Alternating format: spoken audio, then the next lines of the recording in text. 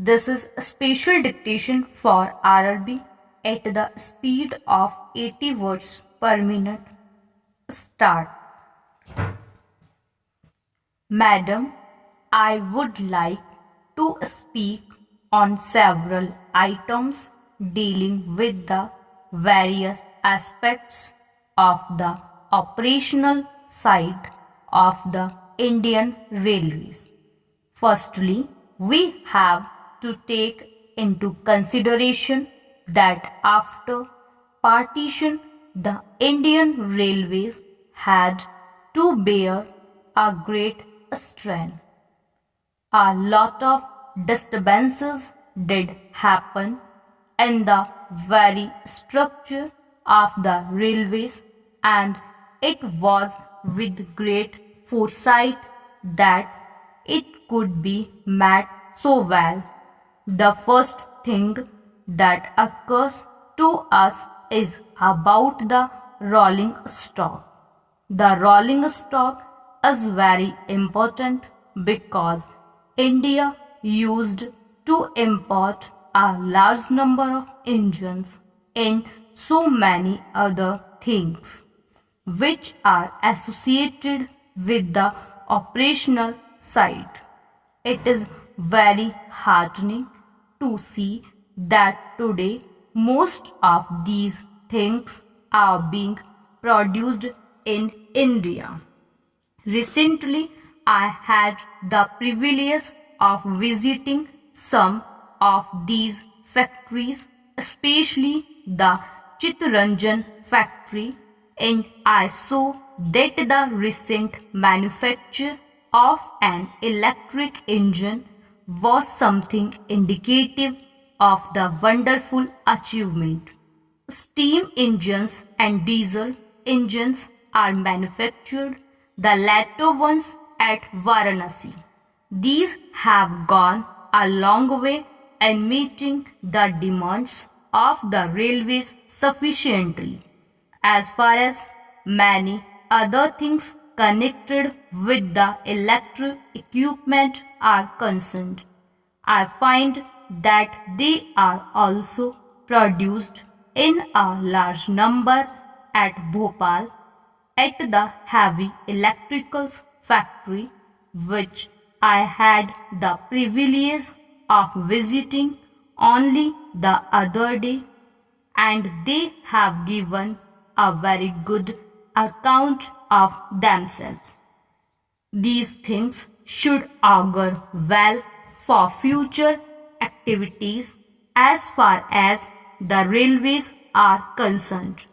Madam, about the amenities and so many other things concerning the second class passengers, the railways have done very well. A democratic government as it is has to look to the needs of the second class passengers who subscribe to the tune of 80% of the railway's revenue. Installation of fans in coaches, construction of passenger halls, and above all, the abolition of the invidious distinction about exit and entry of the passengers do speak very well of the administrative side.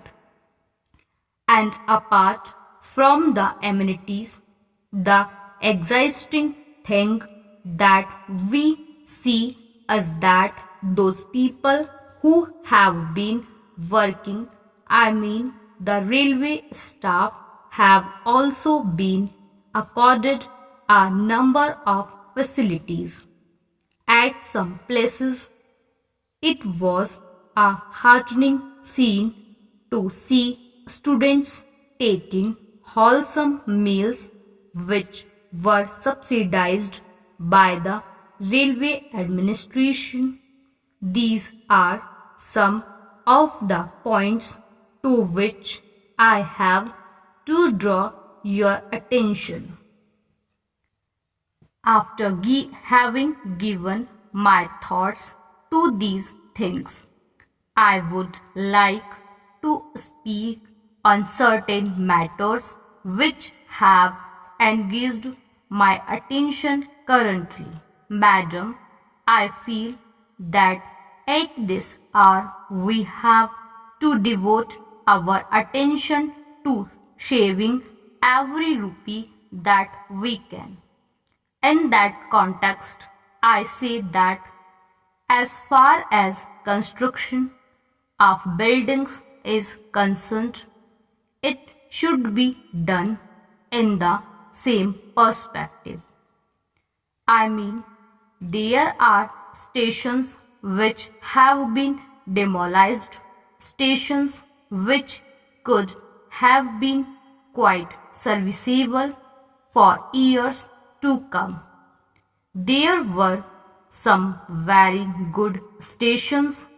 They were quite strong ones. Some were given a new look. At this hour of emergency, when we need every rupee to be saved, this has to be given serious consideration to. The second point that I would like to bring to the notice of the Honorable Minister of Railways is that as far as the narrow gauge railway lines are concerned, I have gone through some of their financial aspects and I am not really happy. I feel that as early as possible the narrow gauge should be abolished because if you could save to the tune of rupees 2.5 crores annually, in the same could be invested in converting the line into broad gauge or even meter gauge, that would be a better project. I understand that the Railway Board is also giving serious consideration to this aspect of the thing.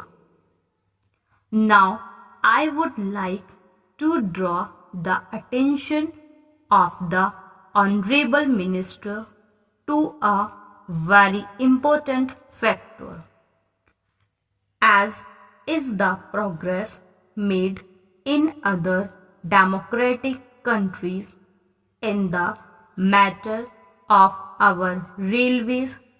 Also, we should try to make it more modern.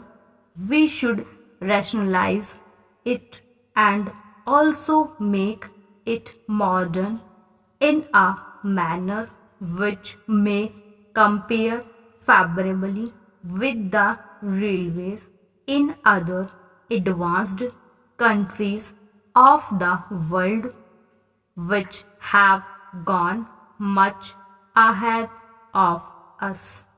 I mean in this connection that our research, designs and standards organization should be given more consideration than has been given to it so far. Madam, I can quote in this context some of the organizations working in various countries, especially in Japan, Britain, and America. Japan is one country which has gone far ahead of even many of the Western countries. Those who have seen the performance of the Japanese railways will bear me out that it is an amazing feat how the entire system has gradually been developed, how it is all more or less electrical equipment and electrical operations with manual labor employed the least.